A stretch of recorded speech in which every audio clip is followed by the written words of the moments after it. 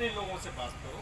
तो आप लोगों से मैं बात ये करने आया हूँ कि दो इस समय इमरजेंसीज चल रही है कि एक तो जो ओमिक्रॉन नाम का एक वेरिएंट आया है उससे आप लोग परिचित होंगे। कर्नाटक में 2 केस आ चुके हैं। आवाजाही अपने यहाँ होती है, अब टूरिस्ट सीजन चल रहा है और उसमें दुधवा की वजह से और इधर नेपाल बॉर्डर की वजह से आवाजाही हो सकती है।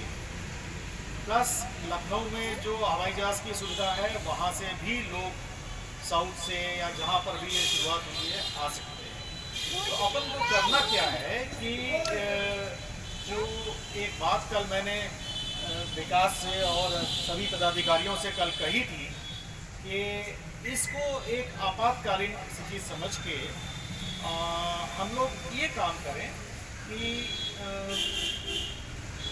वैक्सीनेशन बिल्कुल ना रुकने पाए।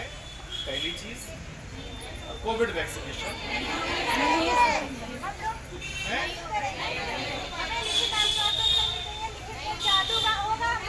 क्या क्या लिखित में किससे चाहिए और हम भी सुरक्षित रहेंगे अगर कोविड वैक्सीन नहीं लगाई।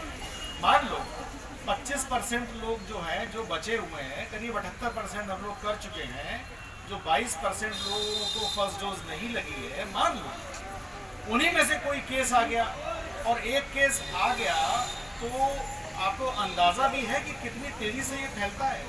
जो डेल्टा नामक वेरिएंट था उसके मुकाबले ये 7 गुना तेज़ी से फैलता है। अगर वैक्सीन लग जाती है तो आप सुरक्षित रह सकते हैं।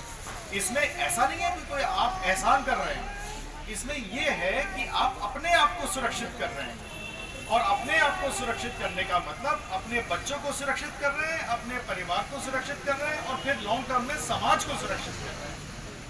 ये तो एक चीज़ थी।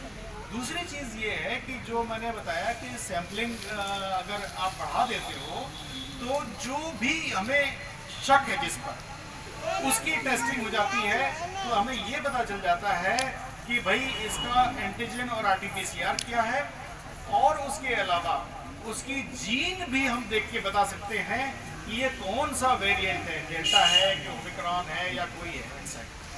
तो ये सब चीज़ें अगर हम करते हैं तो हम अपने आप को सुरक्षित और अपने समाज को सुरक्षित रख पाएंगे।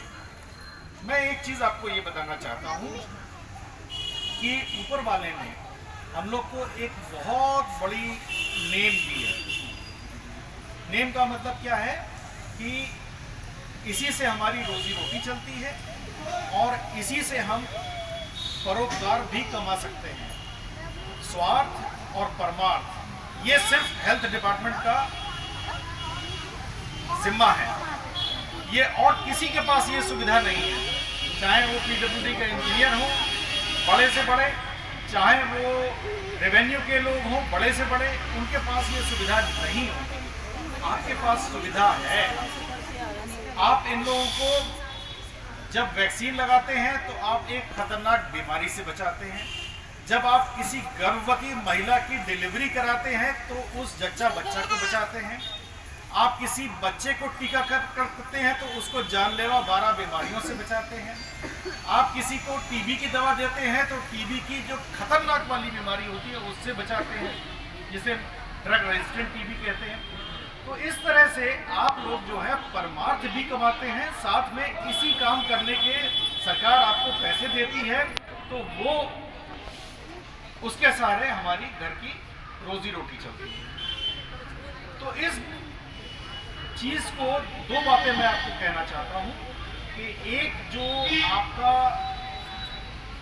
डिस्पैरिटी ऑफ सैलरी थी कि कहीं पर किसी को कुछ है कहीं पर किसी को कुछ है, इस पर काम शुरू हो चुका है और जल्दी ही इसका फाइनल शेप मिलकर एक जियो के फॉर्म में आ जाएगा। दूसरी बात जो है वो ये थी कि दूसरी आपकी जो ट्रांसफ़र वाला मुद्दा था वो भी उसका आश्वासन दे दिया गया है कि हाँ ये भी एड्रेस किया जा रहा है।